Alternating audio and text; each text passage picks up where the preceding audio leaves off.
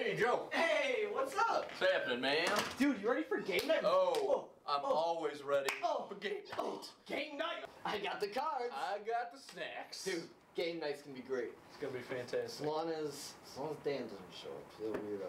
Yeah. And that guy's been trying to get into game night for years. It's the worst. He tries it all the time. Absolutely. Salutations. What are you two up to? Nothing. Nothing at all. Just chilling. Just a normal at station. Just yeah. I see you have snacks. Oh, Yep. yeah. Just a few. What are you doing with those There's a snacks? sale going on. They're for the food bank. They're Yes. for the food bank of Western New York. They have Charity. We're very big donations. with donating. Yep. Donating the food. Yep. Are you sure you aren't having a game night? Nope. No, What? cat. I don't know. Not interested in that. Not really sure what game night is. I don't. I think that was like little kid stuff, like when you're like kindergarten or whatever. Can't say I'm familiar, so not one of those.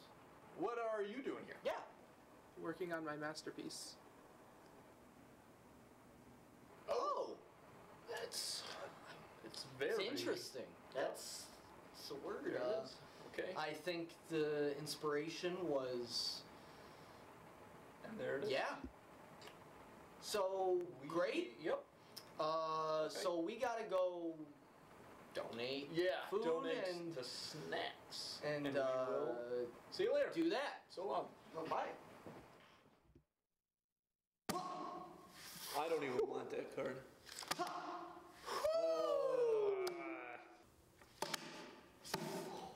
God. Okay. Didn't want it anyway. Oh, that must hurt. Must hurt big time. Yes. Okay, ready? Damn it. You shut your face.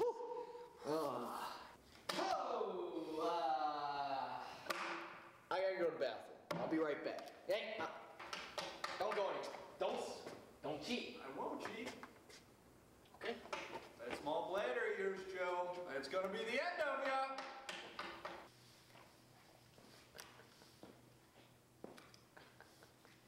Whoa! Hey! What the? Dan! What, are you trying to kidnap me? I just wanted to join game night. Dan, if you wanted to join game night that bad, all you had to do was ask. Come on, you want to go help set up for Film Juice or what? Let's go.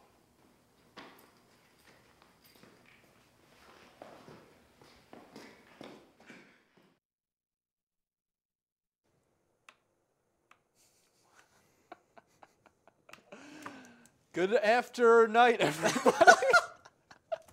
Great. Oh man, welcome to Film Juice.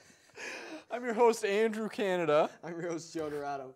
Thanks for tuning in. It's a big week. It's a Yeah, big week in it's movies. crazy. The Academy Awards Yeah. are this Sunday, and we are going to talk about different things that are nominated, Oh, yeah, different we things are. that we think we should win. But before we get to that, we've got a couple other things to talk about. The first thing is the new movie, Game Night, starring Jason Bateman and Rachel McAdams. It is a story about this very competitive couple who always host a game night. They one day plan to switch it up a little bit and have a murder mystery party. Yeah. Unbeknownst to them, it gets hijacked, and there's a real kidnapping. Yeah. So there's a big chunk of the movie where they all think it's a game, and hijinks ensues. Couldn't have said it better myself. Yeah. Let me just say, first off, I was blown away by this movie. It wasn't amazing, but like I was very surprised. Me too. Because when I first saw the trailers to this movie, I thought it looked very, very not good. I thought it was just going to be like another kind of those cheesy, Yeah. run-of-the-mill kind of Comedy, cookie-cutter yeah. comedies that come out But now and then. this movie defied expectations, I think. I don't know, I think... Kind of everything about this movie is surprising to me. Yeah. Not just, you know, the story and how it ends up playing out, but the fact that it was written by Mark Perez, who hasn't written a movie, a feature film in like a decade or something. Yeah, and like his that. movies that he wrote for weren't like He that wrote, crazy. They weren't that good. Mark Perez wrote, well, first of all, keep the Herbie fully loaded I thought that was trash out of your mouth. I thought that was good. I didn't mean that. I liked that movie when it came out. But this guy, Mark Perez, he wrote Herbie Fully Loaded and Accepted with Jason Long, and he also wrote The Country Bears. Those were like the last movies that he wrote. Okay. So I was super surprised it's weird. that this turned out good. And also it was directed by John Francis Daley and one of his partners, Jonathan Goldstein, who were two of the guys who co-wrote Spider-Man Homecoming. Yeah. And the only other feature that they've directed is Vacation. The newer Vacation with Ed Helms and Christina Applegate. Oh, I don't know that, actually. It did not do very well. Oh, great. But this was really good, and the directing was exceptional. Yeah, no. That's like the one thing that's, like, that was the main thing that surprised me, other than the story and the writing, was the directing. Because the shots and the way this person told this story was very interesting, to say the least. The establishing shots were like really all game, cool. they're all like game oriented. There's a lot of that throughout the film, especially in shots involving Jason Bateman and Rachel McAdams characters. I mean, you can't get away from games. Like the idea that these people are super into games is just splattered across the whole movie. And it's really cool. It's a really cool, like, it's just a sign of somebody who knows what they're doing. Yeah, and there's a really cool scene in the middle, towards the end of the second act of the movie, that centers around like having this like playing of this game, and it's just really cool. And I also gotta say, I thought this movie was very funny, and I think that's what out of comedies are like, I think comedies and horror movies, I think, are the two hardest genres to pull off, and I think this movie did the comedy genre very well, and I think it's very hard to, like I said, I think it's very hard to pull that whole genre off, and they did it. Like, a lot of the jokes landed. There was like one or two that might not have, but like most of it was really funny. And part of that is attributed to the actors as well. And one of the things about this movie is that it's a pretty good ensemble. Yeah, it's not super ensemble because it's like plain to see that Bateman and McAdams are the leads. Yes. But pretty much everybody has at least one moment in this movie where they score. Yeah, you know and what I mean?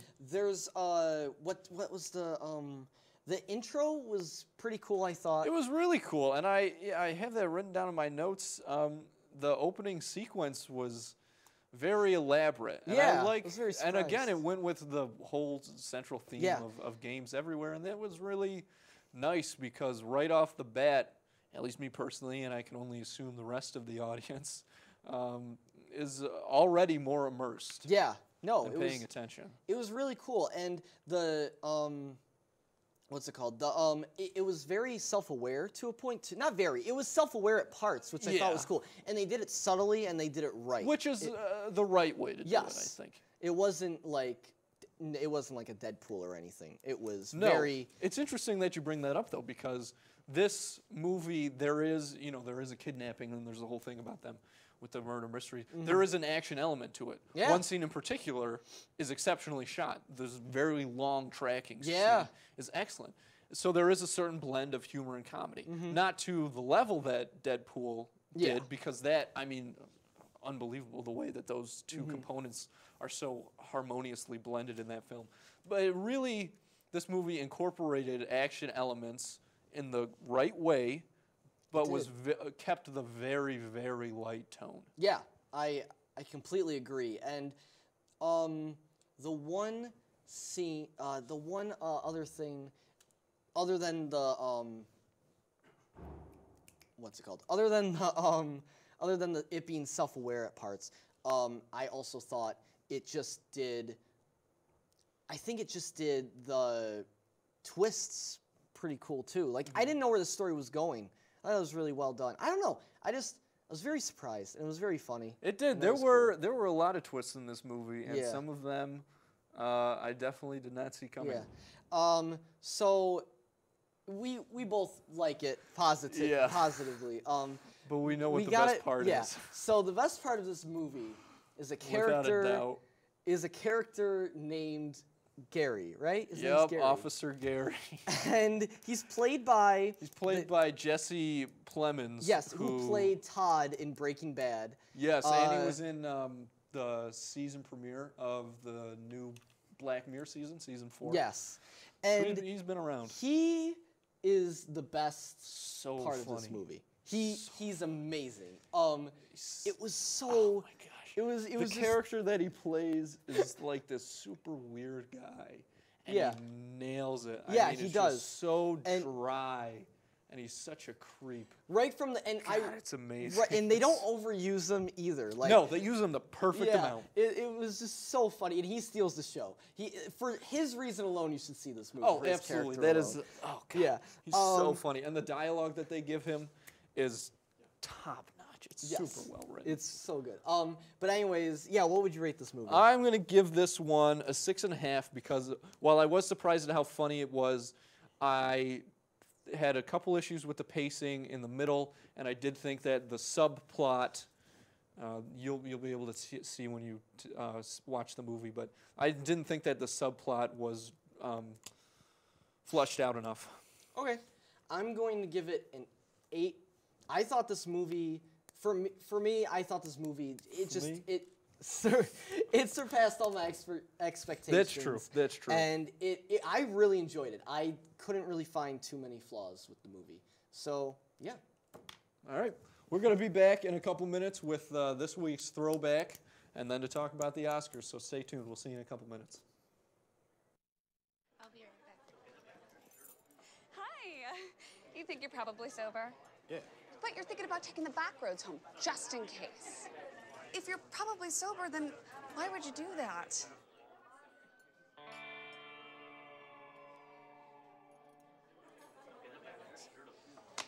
Good choice.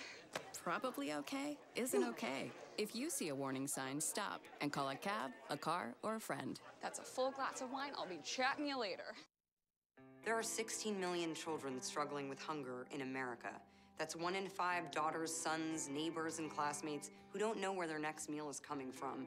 Yet billions of pounds of good food go to waste every year. It's time we do something about it. Feeding America is a nationwide network of food banks that helps provide meals to millions of kids and families in need. Visit feedingamerica.org to help them feed even more. Together, we can solve hunger. Together, we're feeding America. Hamilton was adopted from a rescue in 2008. He really likes to be around people. And as soon as I start to make my breakfast, Hamilton is right there. I get out my mat and I'm doing a downward dog and he's underneath. He's quite the pug about town. He gets invited to a lot of parties. He knows he's a pretty big deal. I mean, look at this little face. How could you not love him?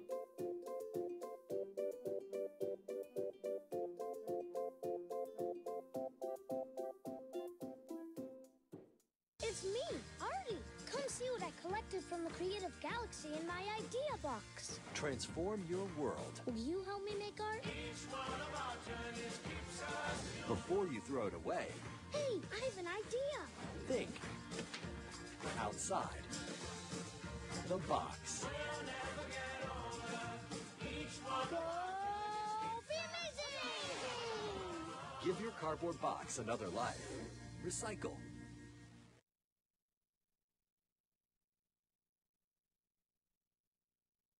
Classic. I'm your host, Joe Dorado. And I am Andrew Canada. Thanks for joining us. And the second movie we are reviewing today is a throwback. We're going right to the throwback today. Yep. And it's Treasure of the Sierra Madre. Yep. 1948, directed by John Huston. Yes, Excellent and movie. basically this movie is about three characters, 3 guys. 2 of them are pretty poor, pretty down in the dumps, and they're looking at very quick get-rich schemes.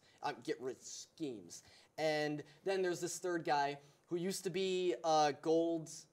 Like a prospector. Yeah, a prospector. Played by, I don't mean to interrupt you, I'm sorry, but played by Walter Houston, John Yes. Huston's father. And basically, they find him, and he's like, "Oh, we should go searching for gold." And they're like, "I think that's a great idea."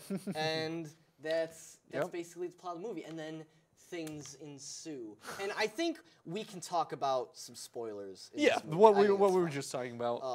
One of the reasons that I love this movie, there are quite a few, but the one that we were just discussing before we came back is, this is a very poetic film, I feel. Yep. And we were talking about the end. At the end of the film, the characters have their bags full of golden dust that they've gathered while on this mountain, the Sierra Madre. At the end of the film, they get they get robbed or something by somebody, and then the one guy, the main character from the beginning of the movie, who becomes a total jerk by the end, he gets mugged by the bandits from earlier. And they don't show mercy to him. No, at all. but so what happens is the bags full of their gold dust. And the bandits didn't think it was anything. No, exactly, because it just kind of looked like sand. Yeah.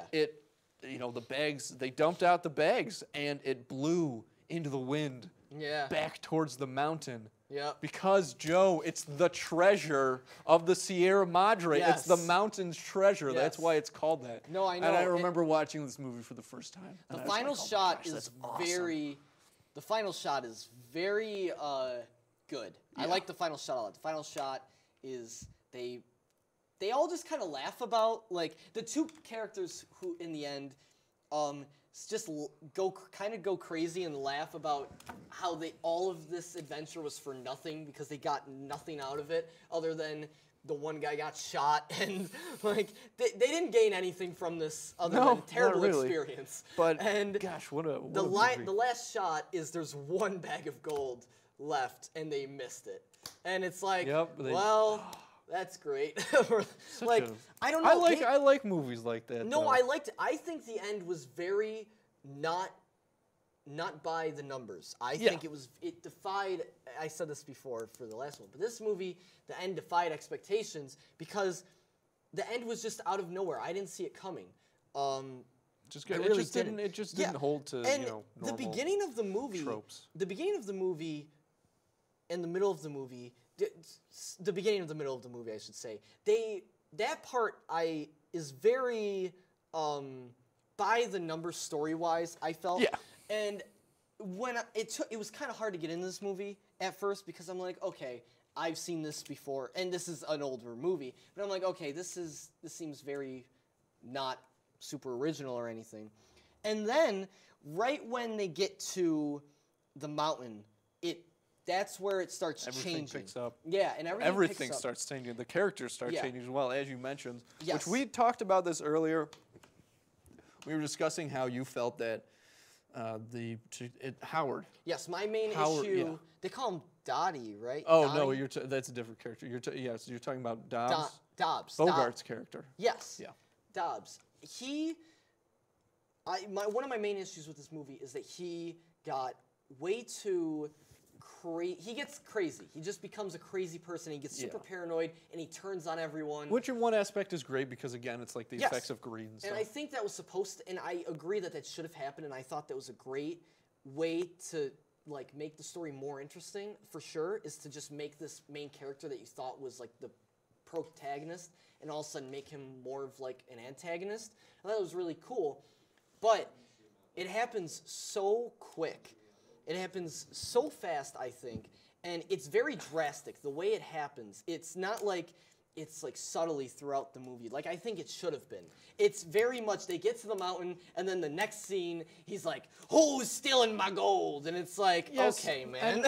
And again, when we talked about this earlier, I mentioned to you, the 1940s was such a revolutionary period for filmmaking in the United States, and it was a time where, in particular, filmmakers and studios were playing with what the audience would accept and what you had to tell the audience, what you didn't have to tell the audience, as far as story structure. So I think that there were elements of this movie that did kind of go with the newer trends. Yes. Even some that you see today that started back then. Yeah. While others were still held in that more traditional early to mid 30s way of where you kind of just have to like tell the audience exactly what's happening in every step and show them everything. I know it is old. It is an older movie, and you have to take that into account. But for me, critiquing the movie, I just have to bring it up that that was a downside for me. You should. And the other downside for me, which also goes into this fact that you just brought up, is the fact that the whole beginning part, they kind of just made it like they kind of what am I trying to say? They extended it for too long. I think they introduced the two characters. And basically, what you're supposed to get is that they're poor and they're trying to just do odd jobs. Yeah. And I think they just spent a little too long on that. And there's this whole bar fight scene that doesn't really accomplish anything, in my opinion. And since it is an older movie, the fight wasn't great. The shootouts are good in the movie, but like the physical fighting isn't too great. But that's just because it's an older movie, and I'm not going to put that against it. But the pacing in the beginning was a little too... Yeah, I agree. And again, I think it's for the reason we just discussed. Exactly. One thing that I really want to mention, though, is Humphrey Bogart in this movie. Yeah. Because I think if you look at probably... The acting was phenomenal. Say, yes, I agree. Which is why Walter Houston and John Huston, first, like relatives or whatever, father-son duo to win Oscars for the same movie. Because he won for directing, and Walter Houston won for Best Supporting Actor that year. Cool. But back to Bogart. I would argue that his two best-known movies are The Maltese Falcon and Casablanca, obviously. I know that. I don't know. I'm not familiar with The Maltese Falcon. Excellent. I mean, it's a lesson in film noir. Okay. And those are two great movies, but I would argue that he does not do a lot of acting in them. Okay.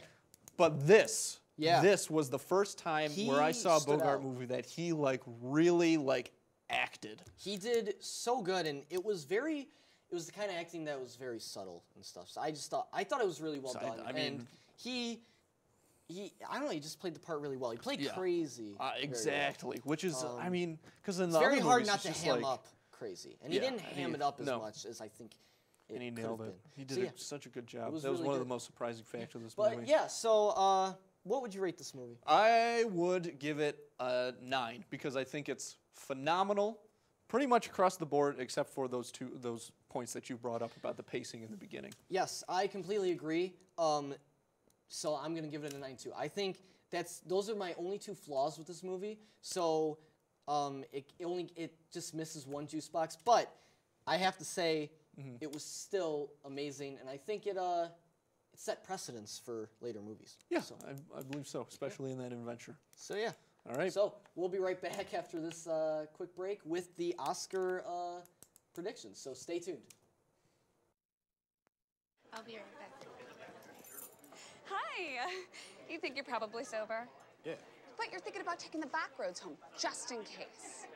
If you're probably sober, then why would you do that?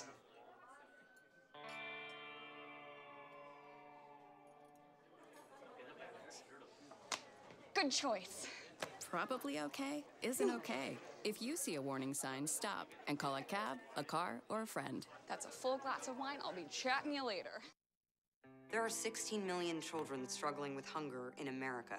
That's 1 in 5 daughters, sons, neighbors, and classmates who don't know where their next meal is coming from. Yet billions of pounds of good food go to waste every year. It's time we do something about it.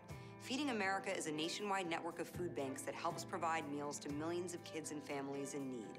Visit feedingamerica.org to help them feed even more. Together, we can solve hunger. Together, we're feeding America. Hamilton was adopted from a rescue in 2008. He really likes to be around people. And as soon as I start to make my breakfast, Hamilton is right there. I get out my mat and I'm doing a downward dog and he's underneath. He's quite the pug about town. He gets invited to a lot of parties. He knows he's a pretty big deal. I mean, look at this little face. How could you not love him?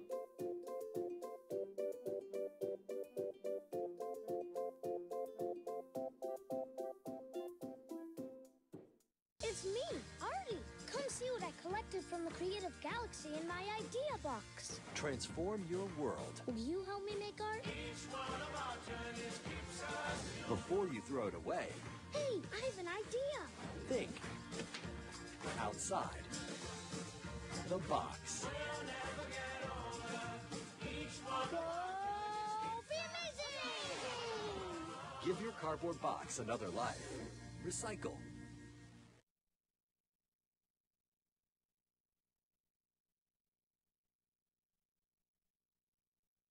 Graphic. Yeah, How's it going, everybody? Dan and Carl making that graphic. Yeah, it's really good. Anyways, welcome back to Film Juice. Thanks for joining us. As we mentioned at the top of the show, the Oscars, possibly the biggest night in Hollywood, is this Sunday. Joe and I have taken a look at the different categories, and we're going to go through some of the more popular ones and discuss what we think should win and different reasons, things like that. Let's get started, Joe. What's our first category we're going to talk about? So visual effects is the first category, and nominated for visual effects is Blade Runner 2049, Guardians of the Galaxy Volume 2, Kong Skull Island, Star Wars The Last Jedi, and War for the Planet of the Apes. And out of all of the categories, I think this is probably the closest for me. I would agree. I enjoyed all of these movies. Yes, I think they're all great. And they all do a really good job with the visual effects. And it's, God, if I had to say I know which one I definitely would pick, but it can be a toss-up with Blade Runner 2049, Star Wars, and War for the Planet of the Apes. Those would be my top three as well. I would say that visual effects-wise, I would put Blade Runner third in that running. I would probably put, it's so tough for me between Last Jedi and Planet of the Apes, because I want to put Planet of the Apes because anything with motion capture I think is just exceptional. And when those movies do it so well. And then Last Jedi, I mean, obviously that's a great looking movie, but the one thing that stood out for me was actually Porg. Because you know how they did, why they did Porg? Well, because toys, right? Well, I'm sure that's, but because the island that they filmed the Luke Skywalker scenes on was inhabited by small little puffin birds. Oh, I didn't know that. And there were too many to get rid of, so they just imposed the porgs over the birds in a lot of the scenes. I didn't know that. And so I think that's kind of cool. So that is pretty cool. I think I'm going to pick Planet of the Apes for this one. Yeah, I think what the Planet of the Apes movies do is exceptional with their CGI. And I also, this is a whole nother thing, but I think Andy Serkis should. Yeah, we talked about that last episode too. I mean, that guy. So, we could do a whole show about him. But anyways, for me, it comes down to Blade Runner 2049 and War of the Planet of the Apes. Which one would you have to pick? If I had to pick one, I'd say Blade Runner 2049, and it's because of how good the effects were and how subtle some of them were with the Joy robot and stuff like that. I thought that was very. It was scary how well done that was. Okay, that's pretty good. So yeah, I like that. And especially the scene when they come together, that's insane. But anyway, and that's very visual effects heavy. But next topic. You go. Film editing. Yes. The nominees are Baby Driver, Dunkirk, I, Tonya, The Shape of Water, and 3 Billboards Outside Ebbing, Missouri. All excellent movies. Yes. But one, as far as editing goes, stands out for me, and that is Baby Driver. Yes, I agree. I think Baby Driver. For me, it comes down to Baby Driver and Dunkirk, and I think either of them could win. But I think Baby Driver I think it was a standout. Just the driving, the way the driving scenes are cut, phenomenal. I've never seen anything like that in any kind of movie, any Fast and the Furious type of movie that involves cars like that. Never seen anything as well done. And I think that's definitely one of the best parts of that movie. So I'd have to say Baby Driver for film. I'm glad we agree on that one. Cinematography, I feel like we're going to agree on this one as well. The nominees for this one are, again, Blade Runner 2049, Darkest Hour, Dunkirk, Mudbound, which was a Netflix movie, and The Shape of Water. Yeah, I have to say Blade Runner 2049. Without a doubt, that movie gets this vote for me because Robert Deakins is an amazing cinematographer, And Roger. he's been Roger. Yeah, that's okay. I do that all the And time. he's been nominated 13 times before, and he's been snubbed a lot of those times because he's just so quite a good. few. And he really deserves. And this that's one of the best parts of this movie is the cinematography. It is, and it has absolutely. to. It's probably my favorite part. So yeah, we both agree with that one. Yep. Production design. Man. Well, the nominees are Beauty and the Beast, again, Blade Runner 2049, Dunkirk. Oh, excuse me. Dunkirk and The Shape of Water. Yes. I'd say Blade Runner 2049 again for this. That is a great movie, and obviously we can tell that you love that movie. I'm going to pick Beauty and the Beast, though, because the elegance of that. No, just so I phenomenal. think if I had to pick between two, it would either be Beauty and the Beast or They Blade Runner definitely 2049. I definitely like The Shape of Water, though, in there, because that's you know, the laboratories or whatever in there have a really interesting look. Yes, I don't know. I just think the way they really captured the essence of Blade Runner again, and I think that's very very admirable. You're right. That's pretty good. All right. Anyways, What's the next one, sound mixing. Okay, sound mixing. Nominees are Baby Driver, Blade Runner 2049, surprise, surprise, Dunkirk, The Shape of Water, and Star Wars: The Last Jedi. Joe, what do you think about these ones? It comes down to Baby Driver and Blade Runner 2049 for me. Yeah. Really? Yes, which one I think should win. Blade Runner 2049. And it's not just because I love this movie, it's because I really think it deserves it. I really do. I think it's definitely the best score, which is a whole nother thing. Yeah.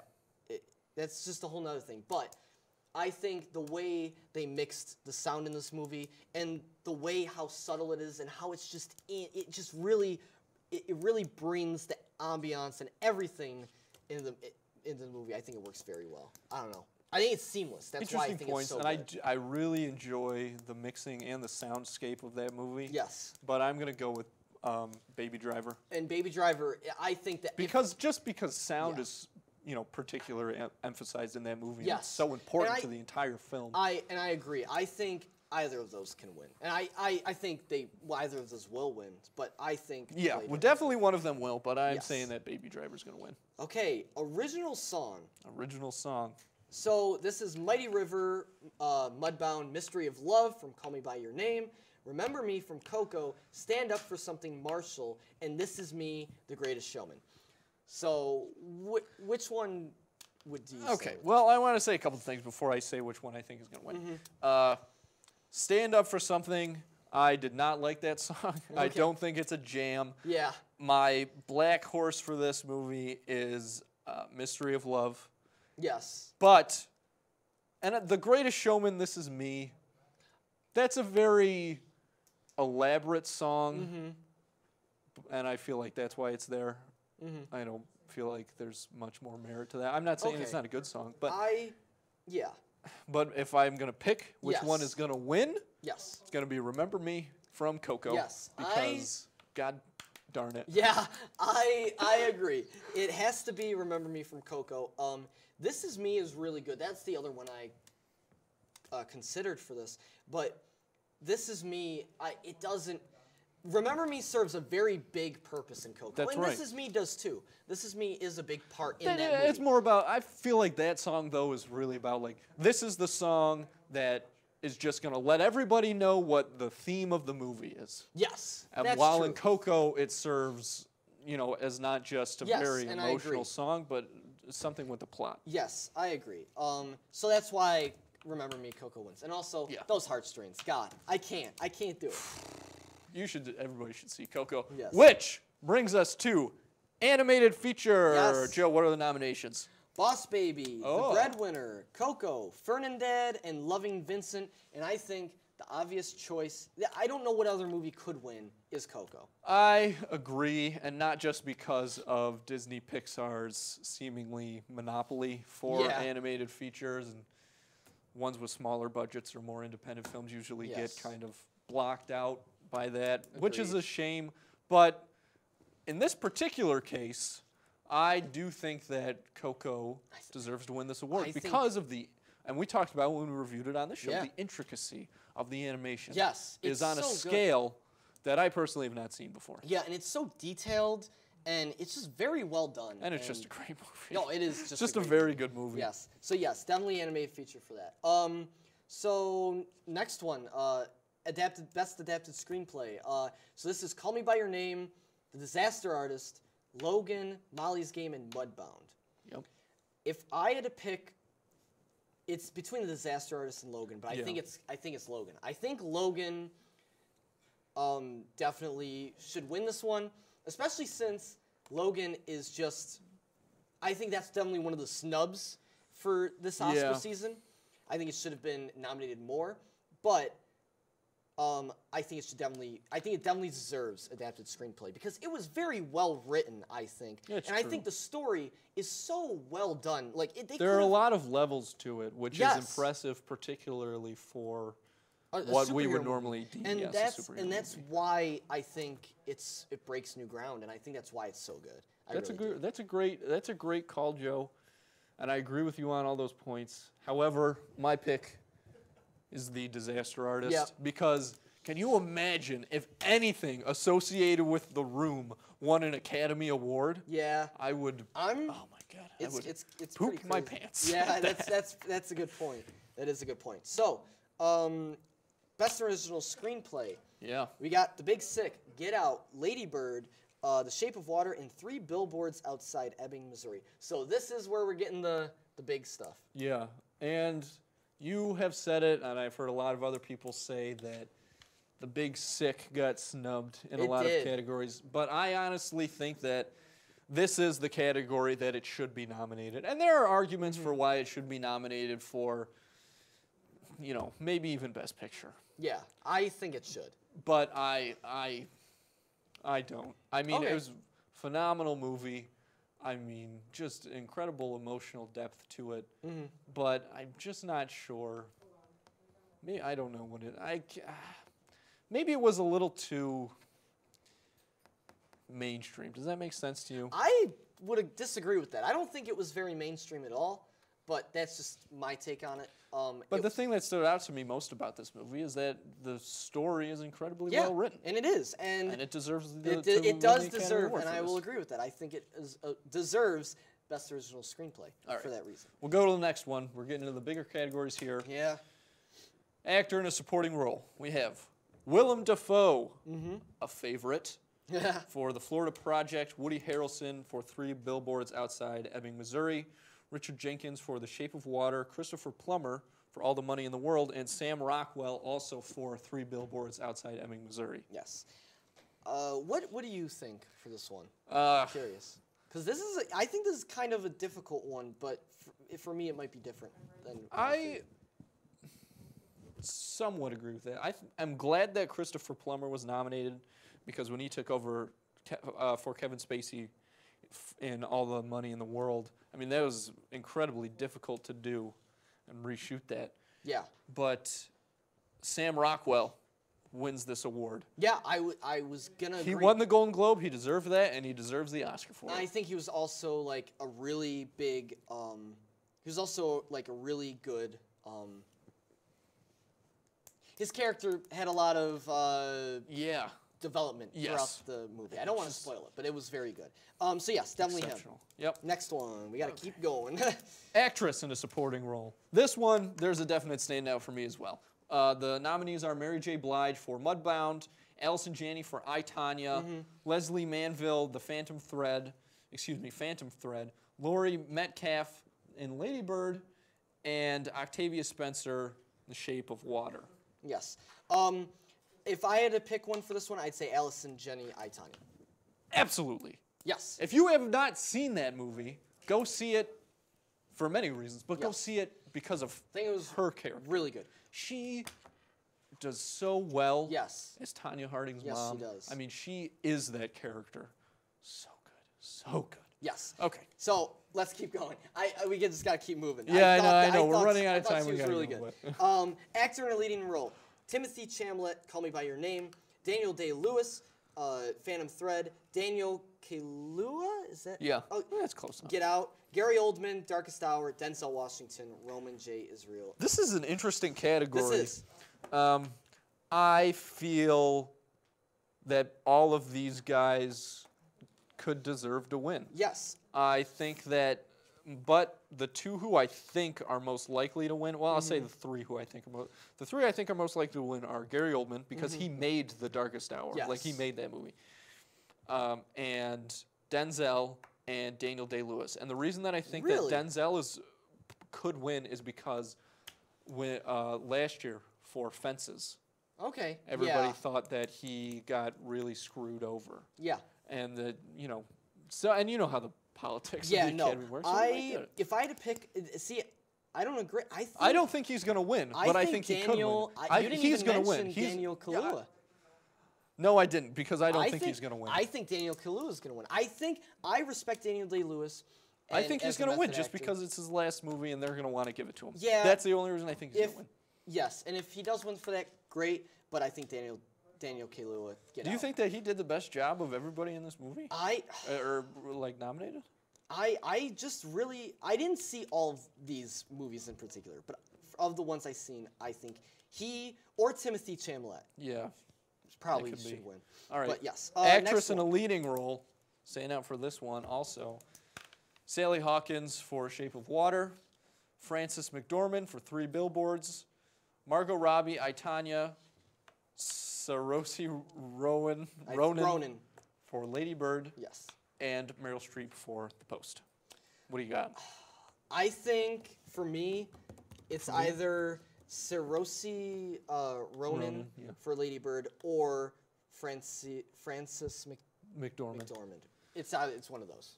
McDormand's winning. McDormand is winning this Academy Award, and I think we should move on because that's straight up. That's the end. That's fine. I agree. Director, we have Christopher Nolan, Dunkirk. Jordan Peele, Get Out. Greta Gerwig, Lady Bird. Paul Thomas Anderson, Phantom Thread. I can't pronounce his name. Guillermo del Toro, The Shape of Water. This is a hard one. Is a hard one. I'm gonna just say mine right away. Yeah. I think Jordan Peele should win.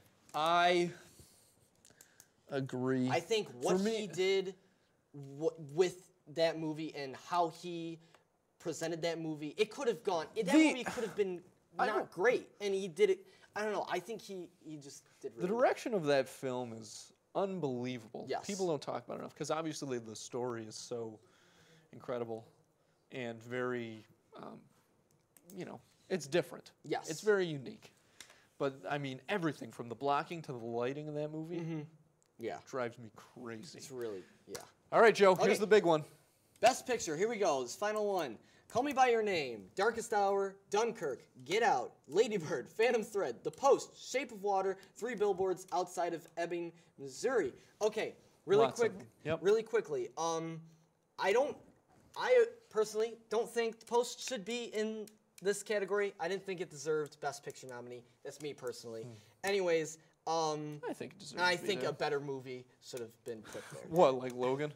Or Blade Runner. Oh, Blade Runner. Blade Runner should probably be nominated. Yes.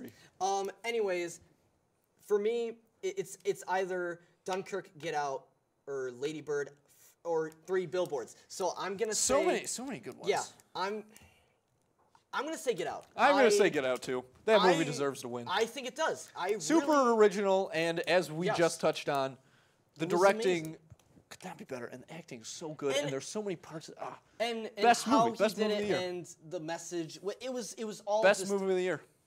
Well that's gonna win. It's gonna win. It really should. So yes, that's. I think we just covered it. we're pretty much out of time, so we gotta go. Yeah, so we gotta go. We'll see you here next week at next week Thursday at 9 o'clock. I'm Joe Dorado. And I am Andrew Canada. We'll see you next week at the movies. Thanks, everybody.